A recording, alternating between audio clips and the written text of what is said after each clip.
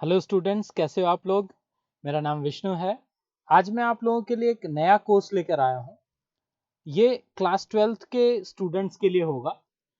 अभी जो students who are going to appear in the upcoming board examination, it will be helpful for them. और board के बाद जो भी कंपटीशन के भी एग्जाम्स होंगे उसमें भी ये आप लोगों को हेल्पफुल होगा। ठीक है, तो चलिए स्टार्ट करते हैं। We will start with the first chapter of part 1, that is electric charges and field.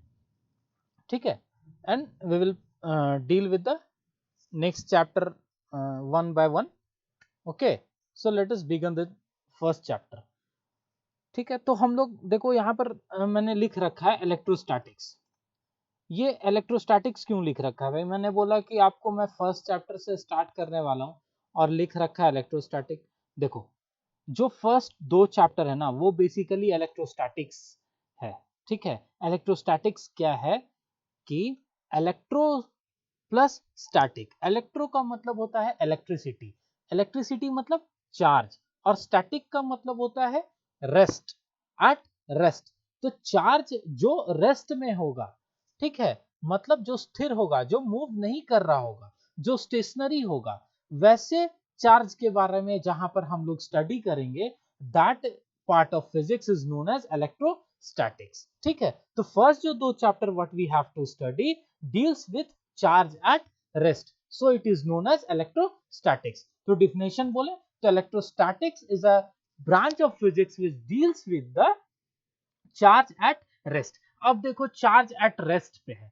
ठीक है, तो बेसिकली हम लोग चार्ज के बारे में पढ़ेंगे क्या? तो चार्ज के बारे में ये पढ़ेंगे कि चार्ज क्या फोर्स लगाता है, चार्ज क्या फील्ड लगाता है या फील्ड होता है, या चार्ज का क्या पोटेंशियल होता है। तो इनके बारे में जो पढ़ेंगे that is known as electrostatics. ठीक है, अब एक चीज मैंने बताया कि चार्ज रेस्ट में रहेगा, उसके बारे में इलेक्ट्रोस्टैटिक में पढ़ेंगे। इसका मतलब चार्ज अगर मूव करने लगेगा तो क्या होगा? नहीं पढ़ना होगा। अगर ऐसा होता तब तो चार्ज को धक्का दे देते, बोलते बेटा तुम मूव करो, तुम जैसे ही मूव कर जाएगा दो ये चैप्टर हट जाएगा हमारे सिलेबस से। लेकिन ऐसा तो है नहीं, है ना। तो फिर कहने का क्या मतलब है? अगर चार्ज मूव करने लगे तो क्या होगा? हम नहीं पढ़ेंगे। तो चार्ज जब मूव करने लगेगा तो होगा बेटा ये कि वो मैग्नेटिक प्रॉपर्टी शो करने लगता है, वो मैग्नेटिक बिहेवियर शो करने लगता है, जिसको हम लोग मैग्नेटिक वाले चैप्टर में पढ़ेंगे। ठीक है, तो charge when start moving is known as electrodynamics. ठीक है, तो यहां पर जो क्वेश्चन लिखा है what happen when charge will start moving, तो बोलोगे whenever charge will start moving it will behave like a magnetic, it will behave like a magnet। तो दो तरह का मैग्नेट होता है। ठीक है, एक तो बार मैग्नेट जो हम लोग देखे हैं, है ना, जो चुंबक जिसको नॉर्मली बोलते हैं, वो एक मैग्नेट है, और एक ये भी मैग्नेट है। ठीक है, क्या मैग्नेट? ये टेम्पोररी मैग्नेट होता है। कभी भी जब किसी वायर से करंट फ्लो करेगा तो उसके चारों तरफ एक मैग्नेटिक फील्ड जनरेट होता है। ठीक है, जैसे तुम लोग देखते हो ना गांव वगैरह में जो लाइन पास होता है, जो एक जगह से दूसरे जगह पावर ग्रिड से जो लाइट सप्लाई होता है, जो बड़ा बड़ा टावर होता है, तो हम लोग कई बार सुनते हैं कि खेत में कोई जा रहा था और वो आदमी को वो वायर खींच लिया। तो कैसे खींच लेता है बेसिकली, या वहां से कोई पक्षी उसके करीब से गुजरा, वो उसको खींच लिया। कैसे खींच लेता है? Because the charge moving in the wire creates magnetic field, that magnetic field attracts human body और बर्ड्स। तो that is what we have to study in magnetos electromagnet. ठीक है, या इलेक्ट्रोडायनामिक्स। चलो वो आगे की चीजें हैं। अभी हम लोग स्टार्ट करते हैं फर्स्ट चैप्टर को, electric charges and field. Charges, electric charges, charges एक चीज है। ये चार्ज क्या है? सबसे पहले तो ये समझ लो, इसको डिटेल्स में आगे पढ़ेंगे, अभी बस ये जान लो ये चार्ज क्या है। This is a intrinsic, it is an intrinsic property of a matter. अब ये समझने वाला चीज है कि इंट्रिंसिक प्रॉपर्टी ऑफ मैटर क्या होता है। जिस तरह से मास है, मास के बारे में सुने हो ना, मास का यूनिट क्या होता है? केजी होता है। और वेट के बारे में भी तुम लोग सुने होंगे। बहुत लोग को कंफ्यूजन होता है कि मास और वेट एक ही चीज है। नहीं, ध्यान देना, मास जो है उसका यूनिट होता है केजी, और वेट जो है उसका यूनिट होता है Newton. Weight is basically a kind of force, but mass is not a force, it is a constant thing. Weight is not a constant thing. तो जो वेट होता है ना, सॉरी, जो मास होता है ना, मास क्या होता है? Basic property of a matter.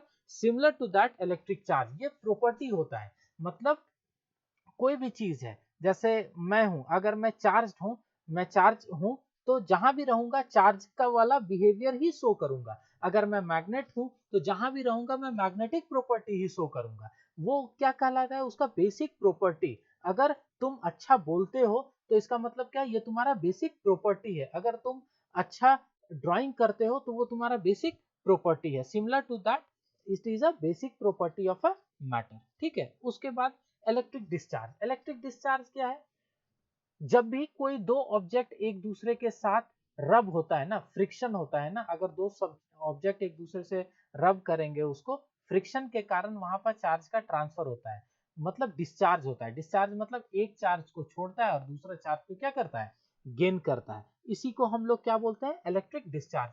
इसका रियल लाइफ एग्जांपल हम लोग कहाँ कहाँ देखते हैं, स्पार्क देखते हैं या क्रैकिंग साउंड हम लोग सुनते हैं। कब ये सुनते हैं, जब कि हम लोग स्वेटर अगर पहने होते हैं, जब तुम स्वेटर पहने रहोगे, उसको अगर खोलोगे अचानक से तो तुमको एक क्रैकिंग सा साउंड सुनाई देगा, लाइट सा तुमको लगेगा। अगर तुम डार्क रूम में देखोगे तो वो बेसिकली क्या है, वो चार्ज का डिस्चार्ज होना है। ठीक है, लाइटनिंग जो थंडर स्टॉर्म जो होता है के टाइम में, जो बोलते हैं ना हम लोग नॉर्मल लैंग्वेज में कि बिजली कड़क रही, बिजली गिर गई आज। ठीक है, तो बिजली गिर गई आज तो क्या हो गया, वो बेसिकली डिस्चार्ज है, इलेक्ट्रिक डिस्चार्ज। तुम कार के गेट के कार के गेट को खोलोगे ना तो तुमको इलेक्ट्रिक शॉक फील होगा। तो वो क्या है, वो जो सेंसेशन है that is electric discharge. Okay, उसके बाद इलेक्ट्रिक चार्ज, ये मैंने तुम्हें बता दिया है व्हाट इज इलेक्ट्रिक चार्ज। तो ये इंट्रिंसिक प्रॉपर्टी है किसका, बॉडी का। ठीक है, कोई दिक्कत। चलो नाउ इलेक्ट्रिक इलेक्ट्रिसिटी जो टर्म है, इसके बारे में एक चीज बताता हूँ कि ये जो है ना, एक ग्रीक वर्ड है इलेक्ट्रॉन, उससे निकला है, जिसका मतलब क्या होता है, अंबर। ठीक है, कोई दिक्कत नहीं। इलेक्ट्रिक चार्ज के बारे में अगर देखें, हम तुमको बोले बताओ इलेक्ट्रिक चार्ज का डेली एग्जांपल, तुम डेली क्या प्रैक्टिस करते हो, एग्जांपल देखते हो, तो सिंपल सा एक एग्जांपल बताता हूँ जो तुम अपने प्रैक्टिस कर सकते हो या एक्सपेरिमेंट कर सकते हो। अगर पेपर का टुकड़ा है, उसको कुछ पेपर के टुकड़े को ले लो और टीवी के पास ले जाओ, मॉनिटर के पास, टीवी के मॉनिटर उसके स्क्रीन के पास, तो देखोगे क्या कि वो जो टीवी है वो उस पेपर के टुकड़ों को अट्रैक्ट कर रही है। ठीक है, वो बेसिकली क्या है, due to charge, due to electric charge, वो मॉनिटर चार्ज रहता है, उससे वो अट्रैक्ट करने लगता है। ठीक है, कोई दिक्कत। Okay, now we will move on to the some of the ये experiments which has been given in our NCERT book। उसमें ये दिया है, दो ग्लास रॉड के बारे में दिया है कि दो ग्लास रॉड ले लिया और दो सिल्क का क्लोथ ले लिया। ये एक्सपेरिमेंट किया गया था, किसके लिए एक्सपेरिमेंट किया था, आज जो हम लोग चार्ज के बारे में देख रहे हैं ना, कि चार्ज ये है, चार्ज पॉजिटिव है, चार्ज निगेटिव है, पॉजिटिव एक दूसरे को रिपेल करता है, निगेटिव दो निगेटिव एक दूसरे को रिपेल करता है, पॉजिटिव निगेटिव एक दूसरे को अट्रैक्ट करता है, ये सारी चीजें उसी एक्सपेरिमेंट से आया। ठीक है, क्या है इसको हम लोग समझते हैं। दो ग्लास रॉड ले लिए और दो सिल्क के कपड़ों को ले लिए, एक ग्लास रॉड को और एक सिल्क के कपड़ों को आपस में रब करो और रख दो, दूसरे को भी रब करो और रख दो। ठीक है, अब क्या करो, दोनों ग्लास रॉड को उठाओ और एक दूसरे के समीप लेके आओ, करीब लेके आओ, देखोगे क्या दोनों एक दूसरे को रिपेल करेगा। सिमिलरली अगर सिल्क के कपड़े को लेके आओगे तो वो भी एक दूसरे को क्या करेंगे, रिपेल करेंगे। क्यों ऐसा हो रहा है, या इससे हम लोग क्या समझ सकते हैं। देखो, ग्लास रॉड और सिल्क रॉड के बीच में जो रबिंग हुआ है तो चार्ज का ट्रांसफर हुआ। जो ग्लास रॉड पे फर्स्ट केस में चार्ज आया होगा वही ग्लास रॉड में सेकंड केस में चार्ज होगा, बिकॉज दोनों सेम मटेरियल है तो दोनों पे जो चार्ज आएगा, रब करने वाला चीज भी सेम है तो चार्ज भी सेम होगा। और हम देख रहे हैं कि दोनों ग्लास रॉड एक दूसरे को रिपेल कर रहा है, इसका मतलब हम लोग क्या कह सकते हैं कि same charge repels each other. और अगर ग्लास रॉड और उल के कपड़े को लाओगे रबिंग के बाद तो एक दूसरे को क्या करेगा, अट्रैक्ट करेगा। इसका मतलब हम लोग क्या कह सकते हैं कि dissimilar charges और unlike charges will attract each other। ठीक है, तो यहां से देखा गया कि सेम चार्ज अट्रैक्ट नहीं रिपेल करता है और डिसिमिलर चार्ज अट्रैक्ट करता है। ठीक है, उसी तरह और भी एग्जांपल है, प्लास्टिक है, प्लास्टिक का है कैट फर के साथ। ये सारी चीजें एक बार रीडिंग लगा लेना है, बस ये समझना है है ये एक्सपेरिमेंट है। अच्छा, इस एक्सपेरिमेंट में कन्वेंशनली ये मान लिया गया है कि एक बॉडी पे पॉजिटिव चार्ज आता है और दूसरे पे क्या आता है, निगेटिव चार्ज आता है।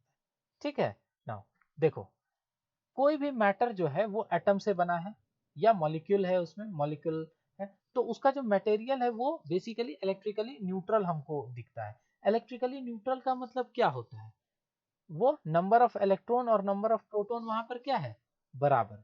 ठीक है, तो वहां भी चार्ज है बट दोनों क्या है, क्वांटिटी सेम होता है, इसलिए वो इलेक्ट्रिकली न्यूट्रल कहलाता है ना। इलेक्ट्रिकली न्यूट्रल का ये मतलब है, ये ध्यान में रखना।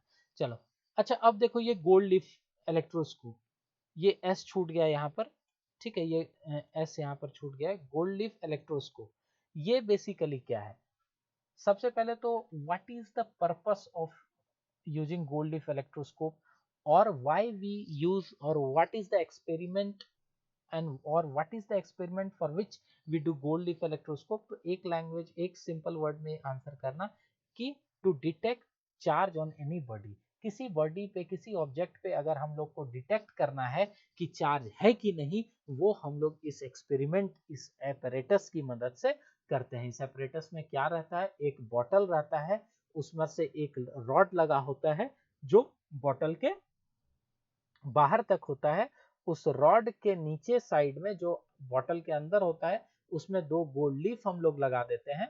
ठीक है, और जब कोई भी चार्ज बॉडी या अनचार्ज बॉडी है जिसको हमको देखना है, प्रैक्टिकल करना है कि वो चार्ज है या नहीं, अगर तो उसको क्या करेंगे, उस रॉड के से टच कराएंगे, जो इस एक्सपेरिमेंट में जो सबसे ऊपर में लगा हुआ है उसको टच कराएंगे। जैसे टच कराओगे तो नीचे गोल्ड लीफ में देखोगे क्या, या तो रिपल्शन होगा या कुछ नहीं होगा। अगर रिपल्शन होगा इसका मतलब क्या, जो हम लोग रॉड टच कराए हैं वो चार्ज बॉडी है। कैसा चार्ज है that we don't know, but ये हम लोग कह सकते हैं कि वो चार्ज है। क्यों, क्योंकि we know that two charges repels each other and two same charges repel each other. इसका मतलब चार्ज होगा तभी तो वो दोनों गोल्ड लीफ में चार्ज आया और जिसकी वजह से वो एक दूसरे को रिपेल कर रहा है। तो gold leaf electroscope is an apparatus which is used to detect that any body or any object has charge or not। ठीक है, क्वेश्चन ये तुमको 1 मार्क्स में पूछ सकता है कि बताओ गोल्ड लीफ इलेक्ट्रोस्कोप का यूज क्या होता है, तो ये आप कह सकते हो ना।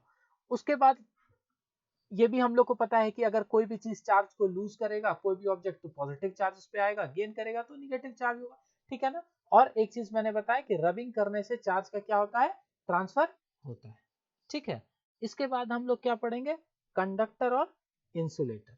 ये देखो कंडक्टर और इंसुलेटर, ये क्या है कंडक्टर। अच्छा, बस पे तुम लोग चढ़ते हो, तो बस पे चढ़ते हो तो वहां पर एक टिकट कंडक्टर होता है, टिकट देता है, उसको क्या बोलते हैं, कंडक्टर। मतलब क्या, वो तुम लोग को अलाउ करता है कि हाँ बस में चढ़ जाओ, टिकट ले लिए हो तो कंडक्टर बेसिकली क्या है, जो अलाउ करता है। यहां पर फिजिक्स में क्या है कंडक्टर, ऐसा सब्सटेंस या ऐसा material which allow which allow the passage of electricity through it. किसी भी सब्सटेंस में अगर इलेक्ट्रिसिटी पास कर जाए, उस सब्सटेंस को हम लोग क्या बोलते हैं, कंडक्टर। और इंसुलेटर क्या होगा, जिससे इलेक्ट्रिसिटी पास होने नहीं देगा। ठीक है, उसके बाद अगर कंडक्टर की बात करें तो ये लो रेसिस्टेंस ऑफर करता है, इसका रेसिस्टेंस क्या होता है, लो, और इंसुलेटर का रेसिस्टेंस क्या होता है, हाई। ठीक है, अगर कंडक्टर की बात करें तो इसमें फ्री इलेक्ट्रॉन्स होते हैं बहुत। ठीक है, और इंसुलेटर होगा तो इसमें फ्री इलेक्ट्रॉन नहीं होगा। तुमको ये क्वेश्चन असर्शन रीजन में आ जाएगा। क्या आ जाएगा, तुमको पूछेगा कि a body A is a conductor, assertion 1। इसका रीजन दिया why, उसका रीजन दिया because it has free electron। तो ये सही है कि गलत, ये सही है। हम लोग कंडक्टर को 3 तरह से डिफाइन कर सकते हैं। Conductor is a substance, is a material which allow the passage of electricity through it। Second, conductor is a material which offer low resistance। Third definition, conductor is a material which has good amount of free electrons। ठीक है, और इसका अगर उलट दो सब चीज को तो वो क्या कहला जाएगा, इंसुलेटर। ये लिखने के लिए आता है। अगर ये ना आए तो ऑब्जेक्टिव में तुमको ये आ सकता है, एग्जाम्पल ऑफ कंडक्टर से वो पूछ सकते हैं कि बताओ ये कंडक्टर है या इंसुलेटर है। तो तुम ये नहीं समझ लेना कि मेटल और ह्यूमन बॉडी और अर्थ के बारे में पूछेंगे, क्योंकि ये सबको पता होता है कि metal, human body and earth is a good conductor of electricity, doggy is a good conductor of electricity, वो तुमको पूछेंगे ये। बताओ sea water is a good conductor of electricity और नॉट, तो याद रखना sea water is a good conductor of electricity, dirty water is also a good conductor of electricity, graphite is a good conductor of electricity, lemon juice is a good conductor of electricity. This is the example of conductor that you have to keep in mind. ठीक है, insulator की बात करें तो air, wood, rubber, plastic, these are insulator. ये wood याद रहेगा तुमको, रबर याद रहेगा, प्लास्टिक याद रहेगा, ये नहीं याद रखना। इसके अलावा याद रखना है कि air, oil, diamond, dry cotton, dry paper, ceramics, asphalt, these are the examples of insulator, and most important example of insulator is pure water, because this there is some confusion you will get when we will get the question that sea water क्या था, pure water क्या था। sea water और dirty water जो है वो conductor होता है, और प्योर वाटर जो है वो क्या होता है, इंसुलेटर होता है, ये याद रखना है। ठीक है, इसके बाद क्या है, एक दो चीजें जैसे सेमीकंडक्टर के बारे में सुने होंगे, ये हम लोग को सेकंड पार्ट में पढ़ना भी है, सेमीकंडक्टर और डिवाइसेस।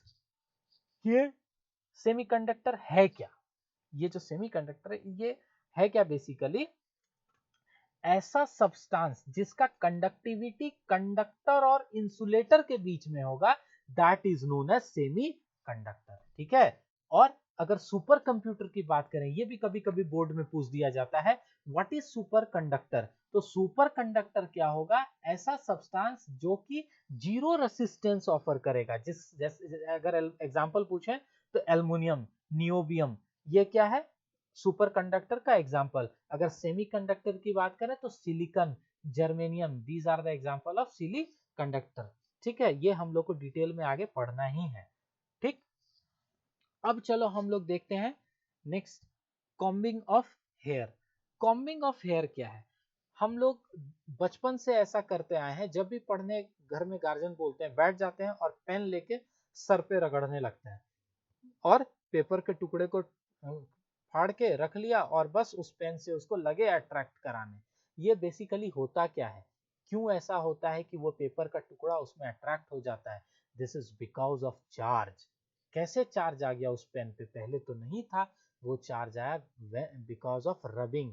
कहाँ रबिंग, तुमने उस पेन को अपने हेयर में रगड़ा, फ्रिक्शन की वजह से उस पेन में चार्ज आ गया, या तो हेयर लूज किया होगा चार्ज, या वो पेन लूज किया होगा, एक कोई ना कोई लूज किया होगा, एक कोई ना कोई गेन किया होगा, उसकी वजह से क्या हुआ, जो पेन है वो चार्ज को अट्रैक्ट किया, गेन किया, जो भी किया, बट वो चार्ज हो गया। जैसे ही वो चार्ज हो गया, जब पेपर के टुकड़े के पास उसको लाएंगे तो वो क्या करेगा, पेपर के टुकड़े को अट्रैक्ट कर लेगा। यही कॉम्बिंग का कंसेप्ट है। अगर कंघी की बात करें कि कॉम्ब को अगर हम लोग रब करके बाल में पेपर के टुकड़े के पास लाते हैं तो वो उसको अट्रैक्ट करता है, why, because of the production of charge. जब भी ट्रांसफर होगा, रब होगा तो चार्ज का ट्रांसफर होता है, तो कॉम्ब में चार्ज आ जाता है और वो उसको अट्रैक्ट कर लेता है। ठीक है, लेकिन अगर तुमको ये पूछ दिया जाए कि वो कॉम्ब अगर स्टील का हो तो क्या होगा, तो देखो हम लोग ये जानते हैं कि steel is a good conductor of electricity. जैसे स्टील बॉडी को उस हेयर से रब करोगे तो चार्ज तो आना ही आना है, रबिंग होगा तो चार्ज का ट्रांसफर होना ही होना है। लेकिन स्टील बॉडी जो है वो because of a conducting body, because of a conductor, whatever the charge will come onto it will flow in the conductor, in the steel comb, and because we are holding the comb, हम उसको पकड़े हुए हैं, तो वो charge उस comb से हमारे में और हमारे से फिर अर्थ में चला जाएगा, है ना। Because we human body and earth is a good conductor of electricity, तो उस स्टील कॉम्ब पे नेट चार्ज कितना बच गया, जीरो बच गया। क्या अब वो पेपर को अट्रैक्ट कर सकेगा, तो नहीं करेगा। तुमको दो तरीके से पूछ सकता है बोर्ड में, पहला तो पूछ देगा बताओ what is the concept behind it, ठीक है। सेकंड पूछ देगा कि बताओ स्टील कॉम्ब अगर हम लोग रब करते हैं हेयर से तो वो पेपर को क्यों नहीं अट्रैक्ट कर सकता है? समझ गए क्यों नहीं करता है? तीसरा एक क्वेश्चन और बन सकता है, बोलेगा कि अगर बताइए ऑयली हेयर है या वेट हेयर है तो बताइए इस केस में जब कॉम्ब को रब करेंगे तो क्या चार्ज का ट्रांसफर होगा, चार्ज होगा, मतलब क्या पेपर के टुकड़े को वो अट्रैक्ट करेगा? तो इस केस में भी नहीं करेगा। क्यों नहीं करेगा? बिकॉज क्यों नहीं करेगा? बिकॉज फ्रिक्शन नहीं होगा। फ्रिक्शन नहीं होगा तो चार्ज का ट्रांसफर नहीं होगा। ठीक है, कोई दिक्कत? चलो आगे चलते हैं, अब पढ़ते हैं ग्राउंडिंग और अर्थिंग। ठीक है, अच्छा मैं वीडियो को एक बार यहाँ पर रोक रहा हूँ, ठीक है, मैं नेक्स्ट वीडियो डालता हूँ। एक्चुअली कुछ इंटरनेट ग्लिचेस आ रहे हैं, कुछ प्रॉब्लम हो रहा है साउंड में, तो मैं उसको एक बार चेक कर लेता हूँ। अर्थिंग और ग्राउंडिंग को हम लोग नेक्स्ट वीडियो में कंटिन्यू करेंगे। Okay, wait.